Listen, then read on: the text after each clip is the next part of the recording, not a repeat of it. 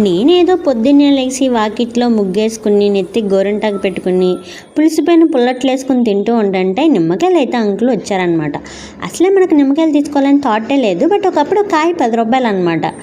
అలాంటి డేస్ నుంచి ఇప్పుడు 25 కాయలు 40 రూపాయలు అంట. అంత తక్కువ రేటుకి వచ్చేసినాయా అనిపించింది. నేనైతే తీసుకోవాలనుకోలేదు, బట్ ఒక రీజన్ మీద అయితే 100 కాయలు అయితే తీసుకున్నాను. 100 కాయలతో ఏం చేస్తానని నెక్స్ట్ చూపిస్తాను. చేంజ్ లేదు కదా అని చెప్పి అంకుల్ అంటే పక్కనే ఉన్న కొబ్బరి బొండాల అంకుల్ దగ్గర చేంజ్ అడిగితే మాకుందని కాడేమో కొబ్బరి బొండం నీళ్ళు కావాలన్నాడు. అసలే అడిగాడు కొబ్బరి బొండాలు, అసలు తాగనే తాగడు. సరేలే అని చెప్పి కొబ్బరి బొండం అడిగి తీసుకున్నాను. ఆయనేమో కన్ఫామ్గా బాటిల్ తీసుకోవాల్సిందే అన్నారు. ఇంకా చేసేది ఏమీ లేక కొబ్బరి నీళ్ళు కూడా ఒక బాటిల్ తీసుకున్నాను కదా.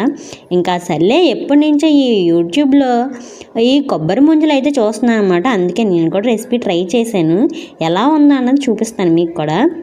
వేడి నీళ్ళు తీసుకుని కొంచెం గ్లాస్లో ఒక గ్లాస్ వాటర్ తీసుకుని అందులో కొంచెం సగం నీళ్ళు పోసి దాంట్లో పంచదార వేసుకుని ఆ వాటర్ అంతా పంచదారలో కరిగించేసి చైనా గ్రాస్ ఎక్కడైనా దొరుకుతుంది కదా, దాన్ని కూడా కొంచెం వేసేసి బాగా కలిపేసేయండి.